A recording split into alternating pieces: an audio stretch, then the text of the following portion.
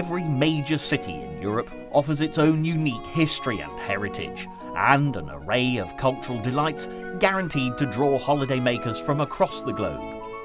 But for those looking for fine architecture, a world-renowned art scene, and a musical heritage beyond compare, all gathered together in one stunning location, a place that really should be at the top of anybody's wish list is the wonderful city of Vienna. Here you can wander in the footsteps of emperors and empresses and explore the cobbled streets and magnificent palaces of a city which was once the heart of the Holy Roman Empire. From breathtaking cathedrals and exquisite statues to a host of treasures hidden amongst its meandering streets, this city is bursting with elegance and beauty, and it's easy to see why it once drew artists, scholars and musicians from all over Europe, inspiring the likes of Mozart and Strauss to compose some of their greatest musical masterpieces. Vienna is literally glittering with beautiful sights, and this portrait of a city will give you just a taste of the rich history and culture on offer here. And by the time we've finished our journey, you'll be left in no doubt as to why Vienna was once regarded the cultural capital of the continent. Although Vienna is today a thriving modern capital with a burgeoning population of almost 2 million, its beginnings were rather more humble. Back in 500 BC, it was nothing more than a small Celtic settlement huddled on the edge of the river Danube. Over the centuries, the Romans and Byzantines would contribute to the growth of the settlement, but it wasn't until the 13th century, when the first of the Habsburg dynasties began their reign, that the city really took shape. As wealth and prosperity flowed in, Vienna was soon transformed into the magnificent capital of the Holy Roman Empire and of Austria itself. Today, the city is filled with cultural buildings and imperial monuments, reminding us of Vienna's glory days. And where better to begin our journey through the city than at the Hofburg Imperial Palace, which was once the very seat of the Habsburg Empire. This sprawling complex began its days as a medieval castle, but after 600 years of Habsburg rule and constant expansion and improvements, it now covers a vast area, which includes 18 courtyards, 19 wings, and well over 2,000 rooms. Most people start their exploration of this fascinating collection of buildings from the Michael Wing, which faces the centre of Vienna and dates back to the 19th century. Its curved facade, crowned by stunning domed roofs, create a fitting entrance for an area which has housed the most powerful people in Austria since the 13th century. The square and streets outside, meanwhile, are rich with splendid architecture, statues and fountains, and still resonate with the clatter of horse-drawn carriages, just as they would have many centuries ago. The Hofburg is very much more than a palace, however, and if, on entering, you resist the temptation to pause for too long in the various squares, you'll find two impressive structures to the southwest of this imperial area, which have become an important part of Viennese culture. Following the enlargement of Vienna after the demolition of its city walls in the 1860s, the Hofburg had its last great expansion, and this included the construction of twin museums, which were to serve as flanks to a museum forum. Although this imperial forum was never completed, the museums of art history and natural history house an array of delights gathered by the Habsburgs over the centuries. The Kunsthistorisches Museum is, in fact, the fourth largest art gallery in the world.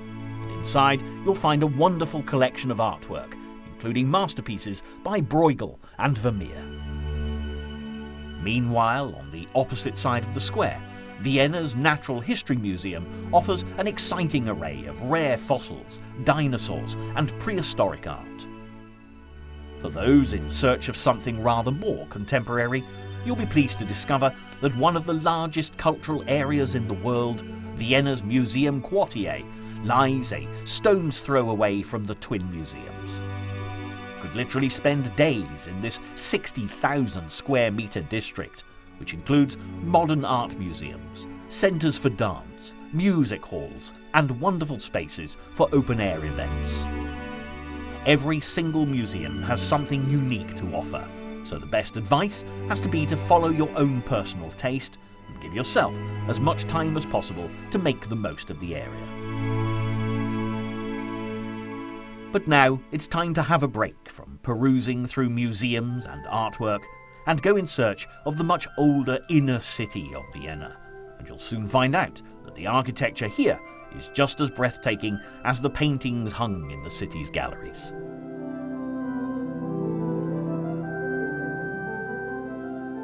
The truly beautiful Stephansdom, or St. Stephen's Cathedral, is regarded as the soul of the city by the locals, and when you wander around the outside of this stunning building, it's easy to see why. The incredible mosaic roof is made up of 250,000 separate glazed tiles, which were restored after a fire tore through the building during the Second World War. The cathedral has in fact become a symbol of endurance throughout the ages, having experienced the ravages of various invaders ever since the 9th century, when it's thought that the first church stood here. St. Stephen's Cathedral has been embellished constantly over the years, and everywhere you look there are yet more wonderful details to see, from the fine stonework to the sculptured reliefs. And if you have the energy to climb the 246 steps to the observation platform, you'll be rewarded with a breathtaking view of the roof and the capital city far below.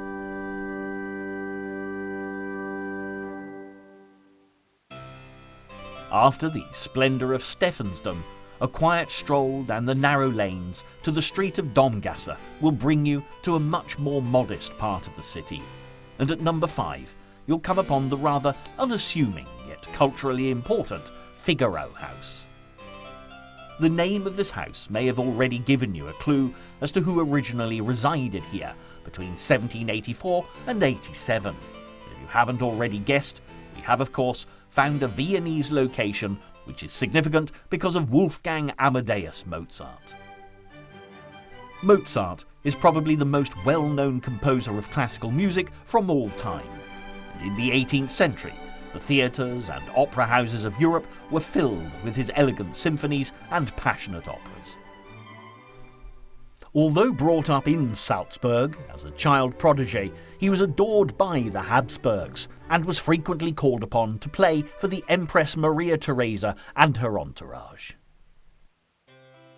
Not surprisingly, as a young man, Mozart moved to Vienna, and within the very walls of this house he spent the happiest days of his life and wrote some of his most beautiful music, including, of course, the Marriage of Figaro.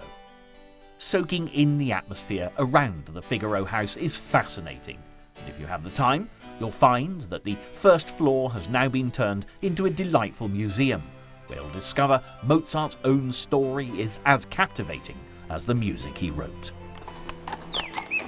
Don't linger here too long, however, as there are still many more Viennese landmarks to be seen, and a few minutes' walk from Mozart's Figarohaus will take you to the Hoher Markt, where you'll find another important symbol of this lovely city. The magnificent anchor clock was designed in 1911 by the much-loved artist Franz von Matsch and forms part of a bridge between the two parts of the Anchor Insurance Company. During the course of the day, 12 important historical figures move across the clock face, and their fine metalwork and vibrant colours make this a particularly unique piece of work. If you'd like to delve a little deeper into the history of the city, wander on a little further north of the Hoher Markt, where you'll find yourself in the narrow streets of Vienna's old Jewish district. Here, along the tangle of cobbled lanes, you get an evocative sense of Vienna's past, especially if you stumble into the tiny Ruprecht Square. Tucked away behind the bars and restaurants stands Vienna's oldest surviving church, named after the patron saint of salt merchants, St. Rupert.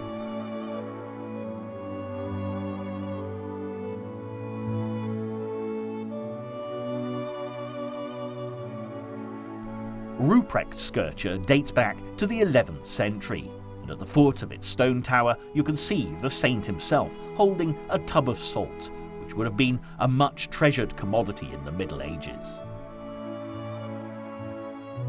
Outside the enclosed square, the cobbled streets are filled with reminders of a once bustling Jewish ghetto.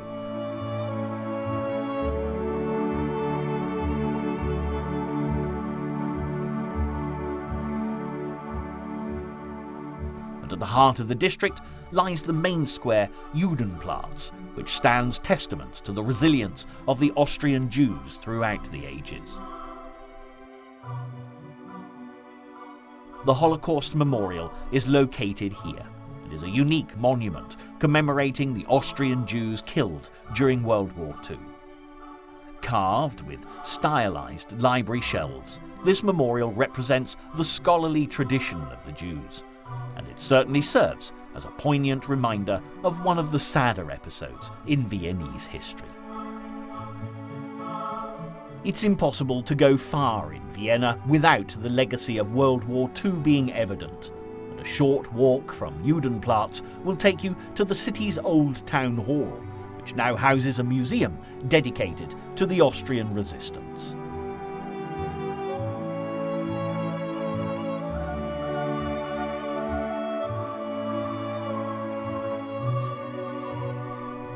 The archives held here give a fascinating insight into the Austrian struggle during the war, and the building itself, with its combination of medieval and Baroque architecture, boasts some truly impressive features.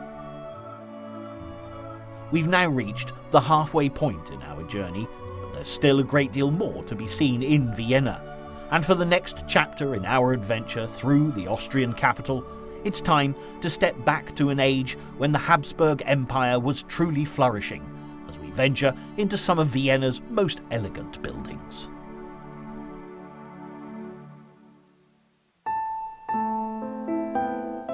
We've only just begun to touch on the wonders of this extraordinary city, and if you take a trip to the outskirts of the capital, you'll be greeted with one of the most important cultural monuments in Austria. It's been said that the beauty of the Schonbrunn Palace surpasses that of the Palace of Versailles in Paris, and this much-loved summer residence of the Habsburgs, dating back to the 16th century, has a great many tales to tell. Empress Maria Theresa spent the summers here in the 18th century, with her huge royal entourage numbering over 1,500 people. Not to mention her husband, Francis I, 5 sons and 11 daughters, the youngest of which went on to become the most notorious and last ever Queen of France, Marie Antoinette. As you enter the palace, you'll certainly get a taste of the extravagance enjoyed by the imperial family, and your eyes will be drawn heavenwards to the most stunning of Italian frescoes, which is only the beginning of a truly mesmerizing journey through Vienna's regal past. The palace has 1,441 rooms and halls, and perhaps one of the most breathtaking of all is the Great Gallery, which is one of the most lavishly decorated dining halls you could possibly imagine. Its walls are adorned with beautiful white and gold stucco decoration and elegant crystal mirrors, while glittering chandeliers hang from its richly painted ceiling, making this one of the most magnificent Rococo interiors in existence. Each room holds its own special story, and if you venture into the nearby Rosa rooms, named after Joseph Rosa, the landscape artist who decorated them, you'll discover that this is where 6-year-old Mozart sat at the piano to play for Empress Maria Theresa for the very first time.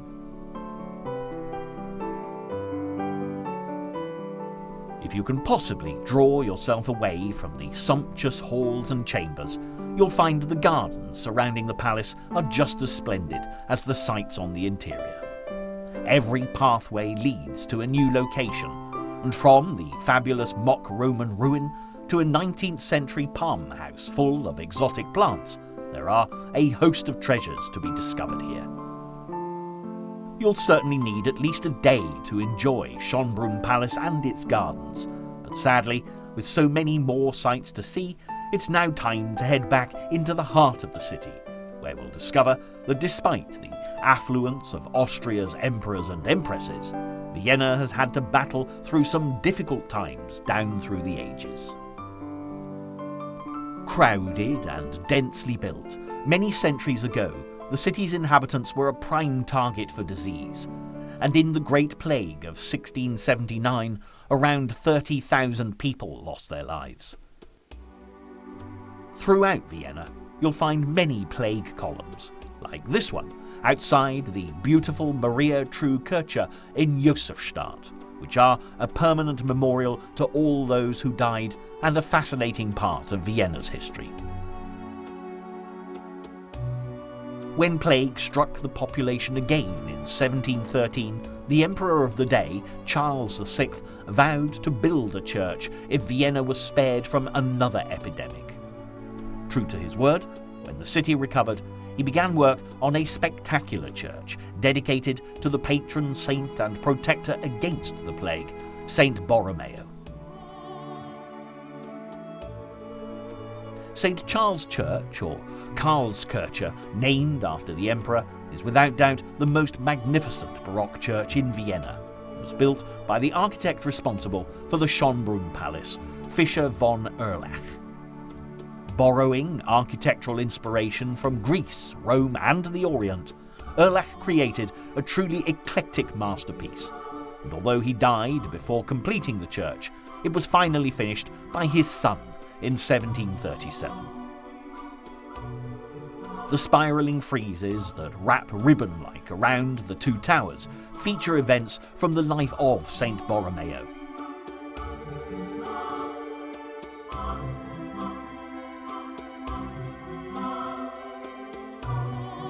And if you look to the top of the main entrance, you'll see Lorenzo Mattielli's wonderful statue of the saint himself. It took 21 years to build the church.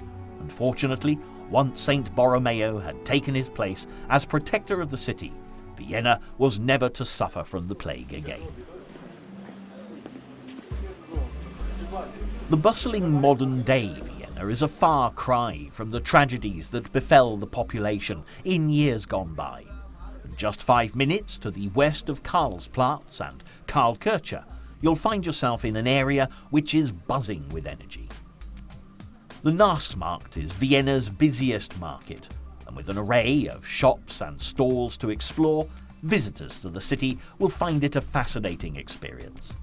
All manner of produce is on sale, and for anyone in search of souvenirs to take home, it's definitely the perfect destination.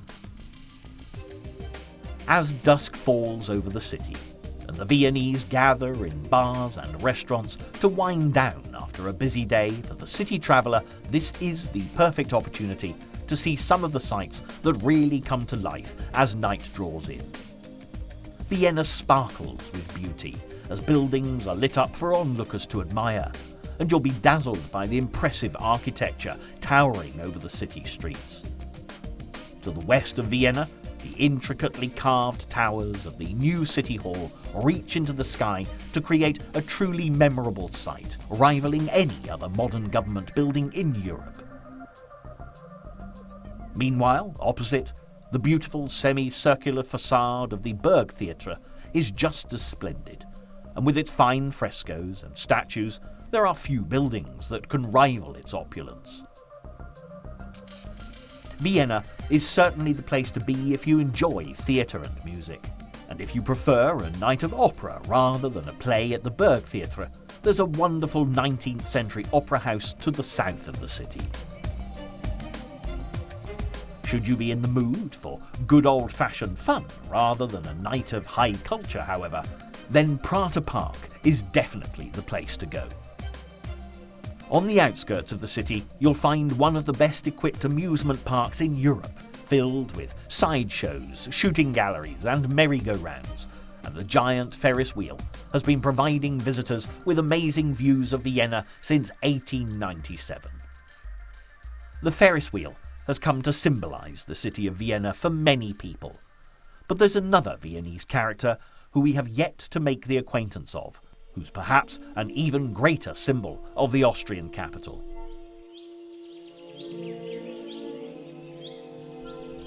The gentleman in question is none other than Johann Strauss, the man responsible for the beautiful Blue Danube Waltz, who, unlike Mozart, was actually born in Vienna, and a visit to Stadt Park will bring you into the presence of the man himself, or rather, a delightful bronze statue to be more precise. Framed by a marble relief, this was unveiled in 1921 and has proved to be one of the most photographed sights in all of Vienna ever since. It does, of course, help that Strauss's statue is located in such a beautiful park, and if you have the time to explore, this really is a wonderful place to unwind.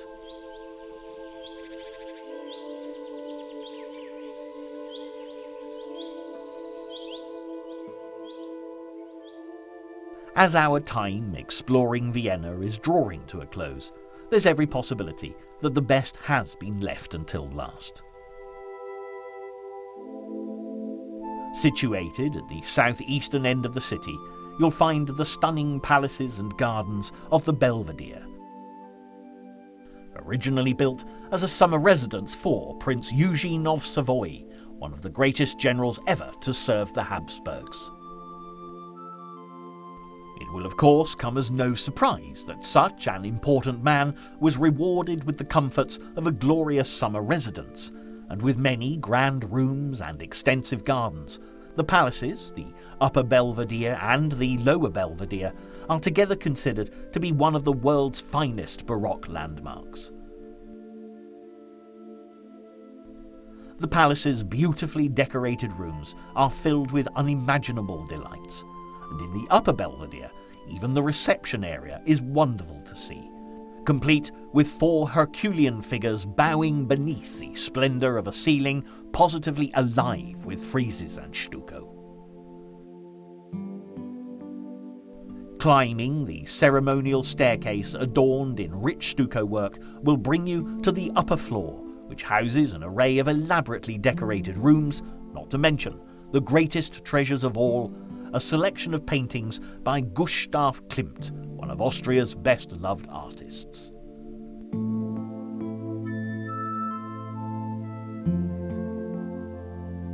The Kiss is without doubt Klimt's most famous painting, and arguably one of the most romantic pictures of all time. And gazing at the lovers on the canvas, embellished with burnished, multi-coloured geometric shapes and swirls, it's easy to understand why. The world's largest collection of art by Klimt is housed within the grand rooms of the Upper Belvedere, as well as a remarkable selection of masterpieces by many other notable artists. There are still more stunning sights to be seen in the Lower Palace, and although you won't find the splendid artwork of the Upper Belvedere here, it really has some fabulous rooms to explore, providing a fascinating insight into Baroque interior design.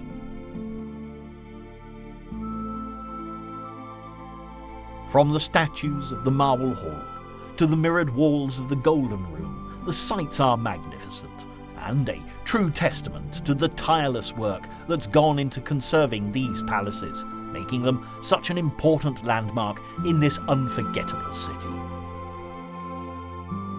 Sadly, this brings us to the end of our magical journey through Vienna, and after wandering through magnificent palaces and gardens, retracing the steps of world-famous composers, and exploring the vast array of wonderful buildings, museums and monuments here, Austria's capital will have undoubtedly cast its captivating spell around you, ensuring that you'll be tempted to return another day.